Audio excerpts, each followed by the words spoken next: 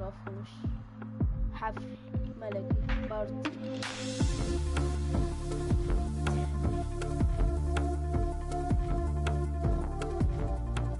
Hey guys, it's Jeff Keighley, and welcome to a special event here on the island. Christopher Nolan wanted Fortnite fans to be the first people to see the trailer for his upcoming film, Tenet.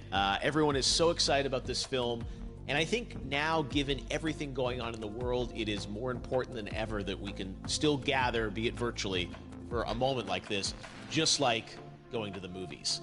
Before we get to the trailer, I do have a special guest to introduce. Please welcome the star of Tenet, John David Washington. John, welcome to the party. Ooh, what's up, Fort? No! Yeah! This is insane. I mean, this is the first time we've had someone like you inside of the game world. What do you make of all this? Everyone gathering, millions of people gathering to watch your movie trailer. Oh my God, I'm overwhelmed with joy and just humbled to be a part of this great community of beautiful people. So thank you for having me, everybody. Thank you, guys. Well, I know you have a gaming history as well. I know we were talking before, and you've been playing games for a long time. Tell us a bit about your gaming background. Well, I mean, I don't want to date myself, but from my Nintendo Game Boy to my Nintendo to my Sega Genesis, NBA Live 95 was a big deal for me. When they introduced Breaking the Glass with Shaquille O'Neal, I used to love that effect. And then my all-time favorite sports game was NFL ESPN 2K5 with Terrell Owens on the cover. I think it revolutionized the the sport as far as the game is concerned, and it gave me a greater appreciation for football and what goes into it strategy-wise and everything. So I love it. And NBA 2K, obviously, I play that religiously. I know I saw your PlayStation controller. Looks like the thumbstick you wore out almost, right? That's right, but and it's still with me. I still use it. I haven't upgraded yet. Oh my God! All right. Well, I'm sure this controller probably went around the world with you as you were making this big new movie, Tenet. And I mean, everyone is so excited about this, and I'm sure you're excited. You finally get to talk about it, right? Woo! Yes, I'm super excited. I can't wait for everybody to see it. Just to be a part of it. I mean, I'm a huge fan of Christopher Nolan, so this is a dream come true. Well, we've all been wanting to see more of it, and without further ado, let's get to it. The world premiere of the brand new trailer for the first time ever right here in Fortnite. Check it out. Come on!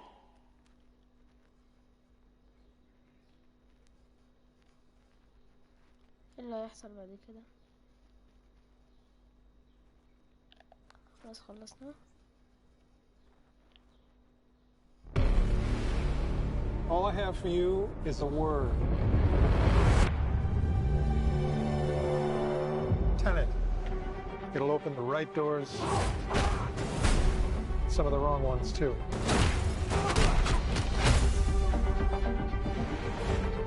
Use it carefully.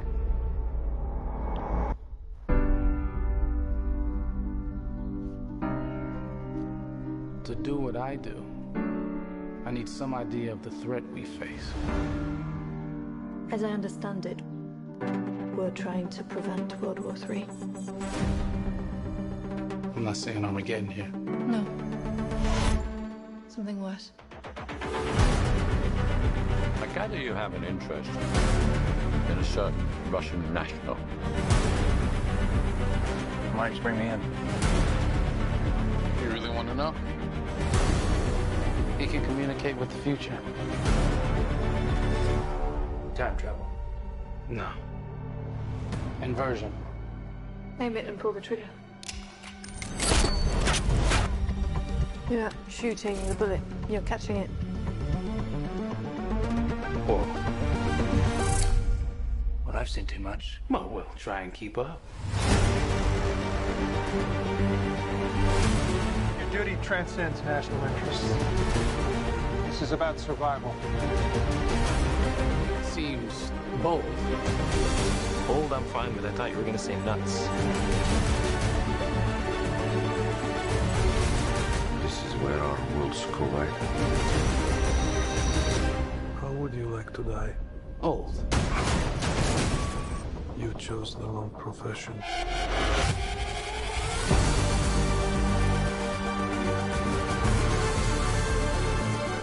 out from here. Hasn't happened yet. There are people in the future who need us. I need a tenant. We need to save them here and now. This reversing the flow of time. Doesn't us being here now mean it never happened?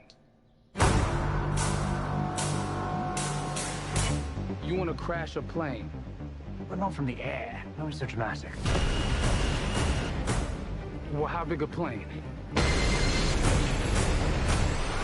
That part is a little dramatic.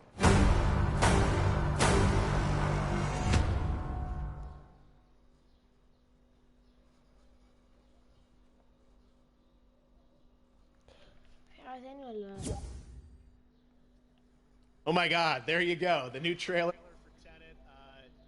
John David, more questions, maybe a few more answers, but what an amazing epic film.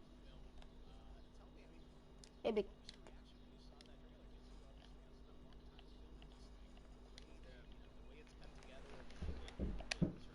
Questions that it's prompting. What was your reaction when you saw it? I was overwhelmed with joy, disbelief suspended in that. I was admiring how well the beard was kept up. But really, it's just, it's interesting because there are just little, nuggets of information about the movie that I was surprised that he was going to reveal. And I love that he did. And it's just... being a huge fan of Christopher Nolan, this seems like, we're familiar with his films, we obviously know his films, but this seems like something different. It seems like this is where he's about to take us for the next 10 to 15 years of filmmaking. The scale and the epicness of it, that's what just blows me away, to see all those different countries. And for you, I assume you sort of had a world tour in a way. It looks like, you were in India, Italy, like all these different places. Mm-hmm. So you really filmed in all those locations, right? Yeah, we were there from Tallinn, Estonia, to Mumbai, India, Amalfi Coast, Copenhagen. It was, and to me, it just gives the film so many different personalities. There's an international environment that's set with these characters that they're placed in, and what you saw is where we were. It's not green screened. We had some cameras out there, and we filmed and at these beautiful locations and sort of in interesting sort of looking places as well. So it was which gave me more motivation to just give it my all because of the set pieces and where we are, and we're so detailed and specific to the story that we're trying to tell. And when you watch the trailer, I highly recommend watching it again and again. You get more answers. Oh, I just said every little line of dialogue, I'm sure, has to be kind of reverse engineered and dissected. There's a lot going on in this film, like you would expect from Christopher Nolan, but the epicness matched with such an interesting narrative and huge stunt sequences, action sequences. I wanted to ask you about that because, from a stunt perspective, you're doing things that are not supposed to be humanly possible, and it's just like the reverse rappelling or whatever you call that. I don't know how much you can share about what's really going on there, but how did you film those things?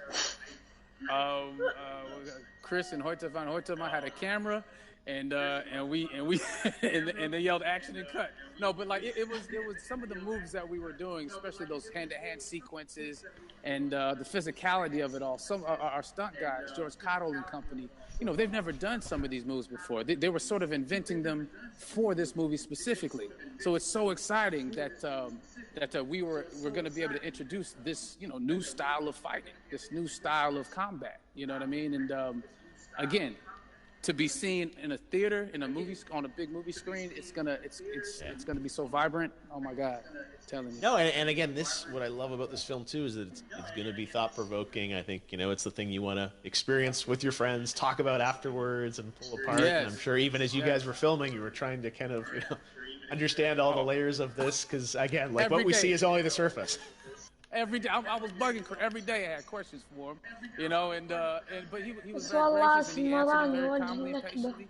with me, it was لا important بيض that we were شكله able to جاي track, بالعيد the باللغة actors track the story correctly, so we can tell it the الشجرة best ده way we عندي could. واقف And قدامي. so he was مش very عايزة patient أتفرج. with واحد us. حاط I say that very politely. معاه Well, تابل you're lucky that you get to text والثاني Chris حط Nolan معاه a question عادية. about the film. The rest of us just have to carefully dissect the trailer and go to Reddit to Right. try and understand what's actually going on there. But I gotta say, it's like so many hints, and that's what we love. I think is like slowly peeling back the layers of this, but still having such an interesting, heartfelt story that I'm sure is at the core of this film, like all of his work. And yeah, it's so exciting to get a glimpse at this. The airplane sequence at the end of the trailer, that was completely unexpected. I didn't know we were gonna see that, or that was even in the film. Yeah. Is that like a practical effect with like a real 747? Yeah, that was a real plane, and that was a real building that they crashed that plane into. And we, cast and crew all witnessed it. It was epic, it was incredible. And, we all cheered and hurrayed and hurrahed when they yelled cut after Chris felt like he got it. So, that what you saw is really what happened. At least the night I was there. No, I gotta say, the scale of this looks absolutely incredible. We all can't wait to see it, and I think I speak for everyone here in Fortnite. Being so honored that you and Chris decided to bring Tenet first to Fortnite to show the world this way. No, this is again, we're making history, and thank you so much, John David, for joining us. You made it into a video game finally. I did it. Hopefully the first of many. Hope so. Awesome. All right, John David Washington, thanks for joining us. Thanks again to John David Washington. And before I go, there is one final surprise. This summer, we will be screening an iconic Christopher Nolan full-length feature film right here on the big screen. Stay tuned for more details. خلص كاس ها؟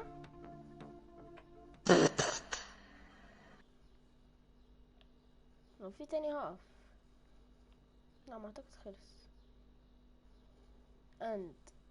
خلص. ماشي طبعا يا شباب، ده كان حدث عبارة عن 12 دقيقة، وعلى ما اعتقد ان في سبرايز مش عارف هي ايه. الا الواد ده كان بيشوف السبرايز وخرج. ماشي هتعمل ايه يا عم فارس؟ انا بس على الصوت عشان هتعمل ايه؟ تعالى بس روح وياي. عمرك شفت راجل بيقعد في بيت قطة؟ يلا يا عم. أول ما تجيب قطوة تكلم ويا رجال. عمرك شفت قطة عندها 6 سنين ومعضلة كده وراسها صغيرة؟ هذا قطوة مايدس معضلة. مايدس بيعمل عليها أشعة. مايدس رباها الشكل.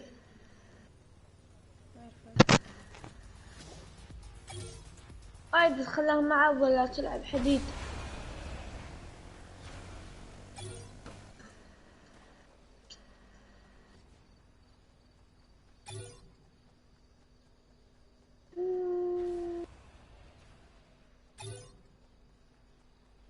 لا هلا والله اخوي شلونك؟ خير.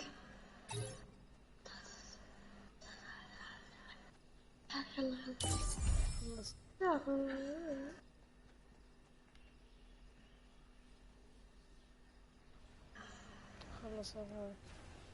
ماشي اروح اخد عربية.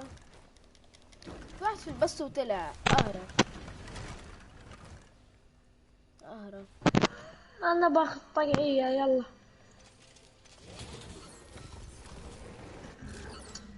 الو يعني تلقاني انا يعني قطوة مني للبيع منك جالسة عند. هات خد اشتريتك. تعال اركب بقى معايا. اشتريتك اركب معايا في العربية بتاعتي. بتبيع نفسك. كده عاوز شوية تحديات. كده جدي تعالى نروح نعمل تحدي تعملوا حاجة. ايوه القطة بتاعتي هربت يا ناس. انجز اركب.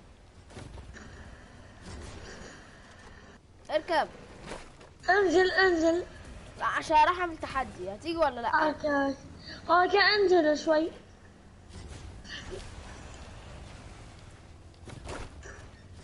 شفت البنت كانت هتسوق. اركب اركب مع قطتك اهي. انت كويس. ماشي. طبعا يا شباب لو كان اي حد مثلا اي حد يعني مشتركين، مفيش حد مشترك اساسا ما اعتقد، هم 7 مشتركين طبعا. اركب. هذا الحين انت مسوي بس كذا نقا. رجال النجا. ماشي. كيتي نجا. اركب. مياو نجا. تقدر تغير سكنك من انا. هات مايدس هات مايدس هات مايدس. سكن مايدس. سكن مايدس. سكن مايدس. كلب. انزل. مش عاوز قطط. طب يلا. يا لهوي الولد طار. اركب عدل. ماشي هروح اعمل التحدي، هتيجي؟ اهو التحدي يبدأ من هناك، تعالى.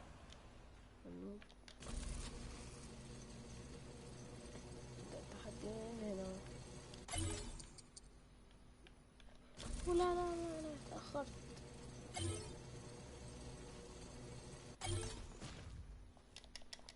ده هو نفس التحدي صح؟ ايوه هو.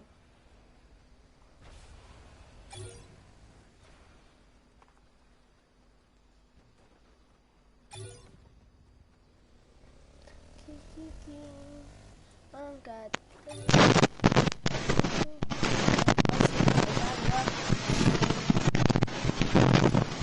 وانت يا ازعاج.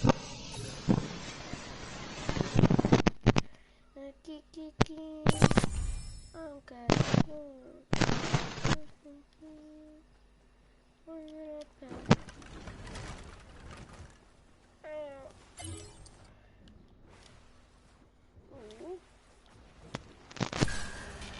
كلب.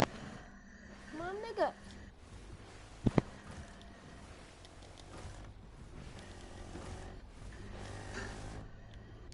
يبش حرام يبش حرام يبش حرام. طب هجيبك يعني هجيبك. ايوه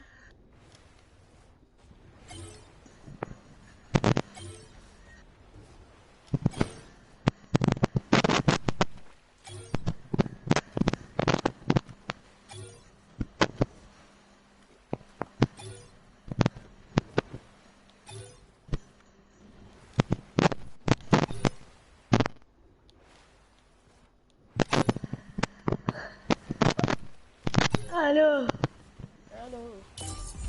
الو.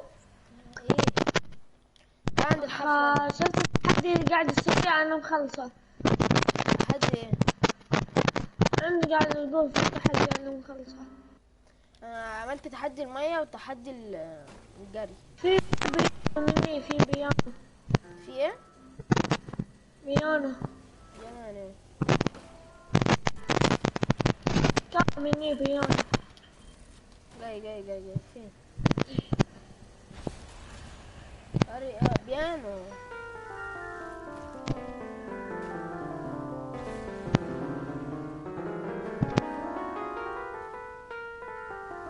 والدينا ما دخل اكل في المطعم. إيه. عطي يا قطعة. تعالى يلا جبت لك سمك. من جودة القطعة. شكرا على العربية. أبي سمك. تعوز سمك؟ قطوة. عاوز تاكل سمك؟ قطوة الصعدة. القطوة الصعدة. تعالى يلا اكلك سمك على حسابي خليك. وين؟ ما في سمك. هديك دلوقتي استنى. خش جوه المحل. كي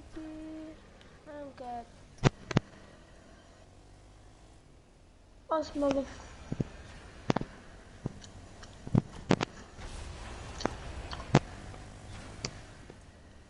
مياو نيجا. good.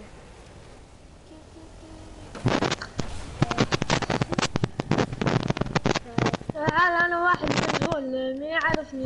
انا دخلت عليه من البث. ما عرفني. صح.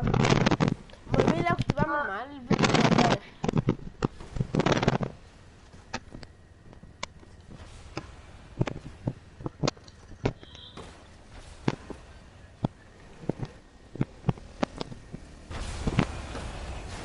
ستيف الاخضر. بس بيعمل ايه القطة؟ حاسب. انا رايح اخد دروع.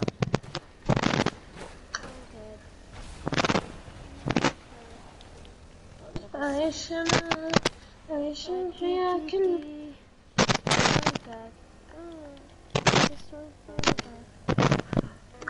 ماشي نروح نلعب باتل رويال.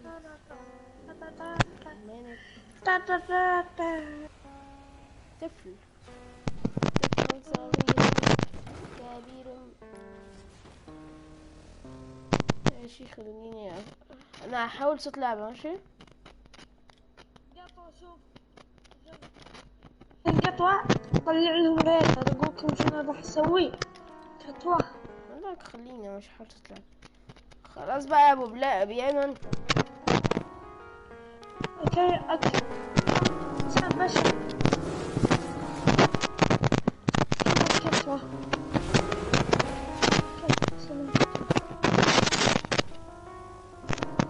مالك انا اعمل لك ميوت عشان الصوت مزعج ده. ماشي هعمل لك ميوت. ها هعمل لك ميوت عشان في صوت لغواش عندك. ها اها لا عارف فين؟ لا ده لازم ننط من على السطوح.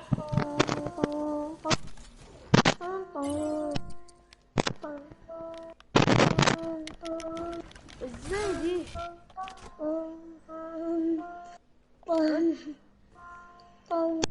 ولك انا اطلع باتل رويال.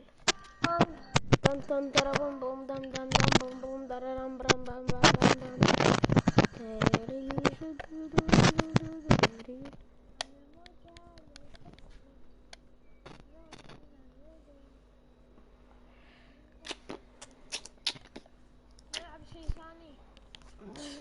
انا خرجت. طفش يا اخي طفش. انا حضرت بس وخلاص. هو حدث واحد دخل وخرج يا القهرة.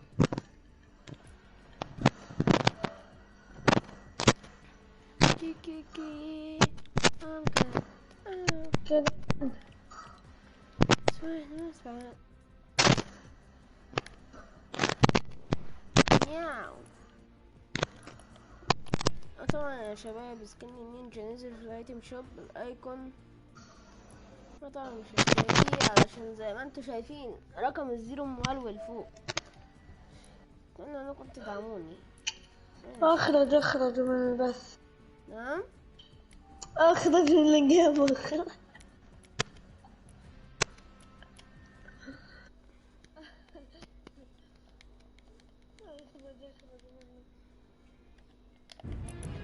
ماشي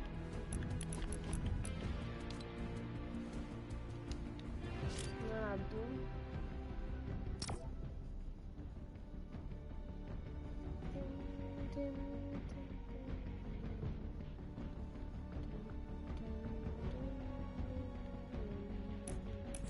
ناخد اغنية.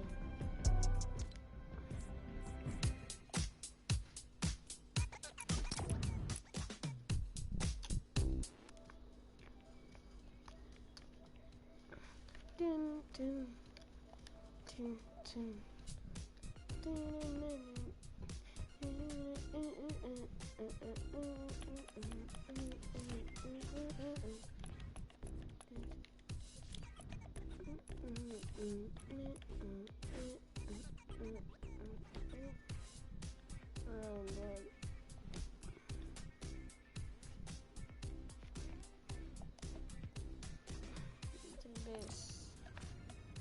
بس الليفل ما وش البط البيز انا ماكش فتحت كده بس بس بس بس بس بس بس بس بس باتل بوتل.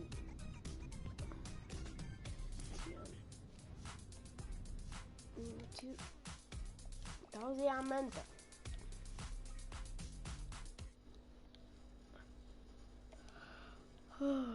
He's much for me. I'm tired. يضحك يضحك يضحك يضحك يضحك يضحك. هلا I'm tired. هذا مصطفى.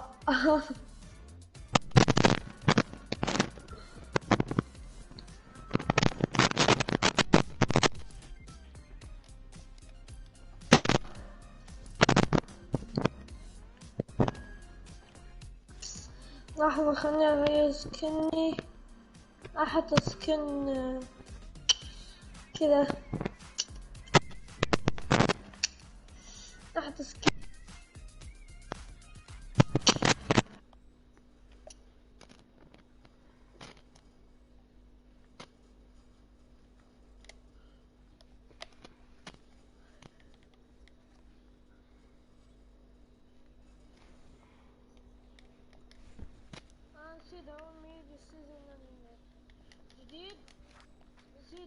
الباص سيدة. اطلع ام البنك مالي النار واشتريت الباص. واقهر الناس شريت الباص. انت قفلت ام البث مو صح؟ لا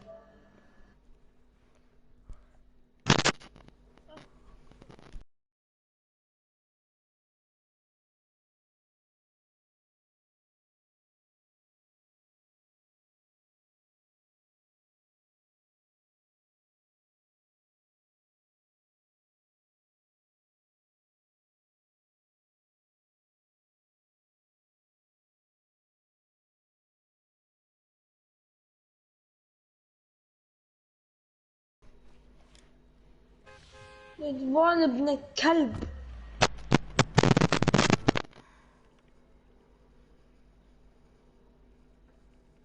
هعملك ميوت عشان انت فاهم.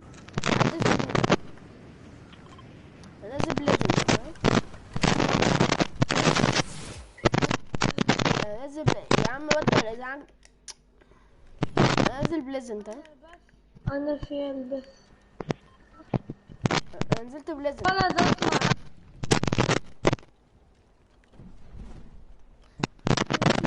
كي انا بص يعني الغلبان ما يحاول اخد ايزي كيل. ايوه ايزي كيل. انا مو وياك بالجيم هاي. اول ايزي كيل.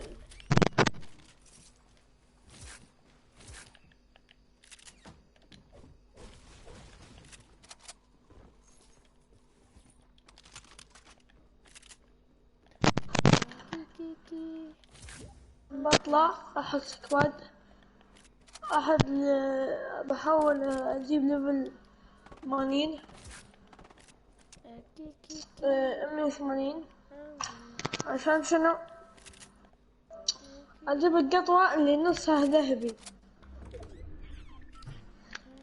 بعدين اتطور واجيب القطوة الذهبية كامل. يا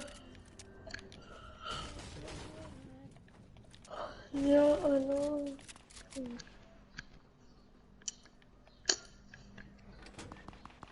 ما شاء الله دخل سولو دوم احترافي.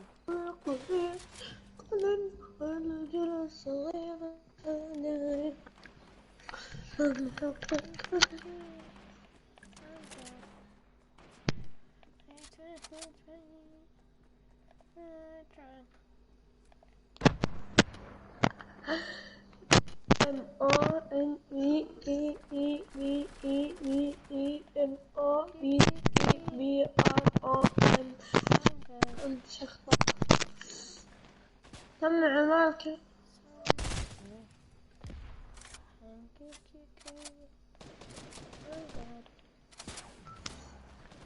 يعطيكم العافية.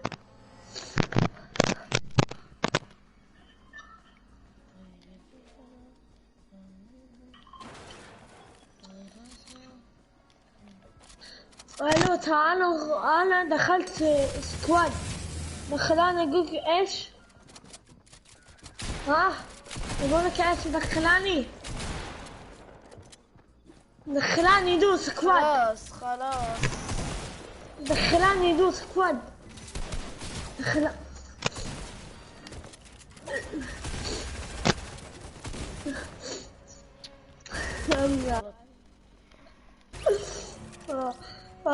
دخلاني يدوس سكواد انا من الأمية. اعمل ليفو.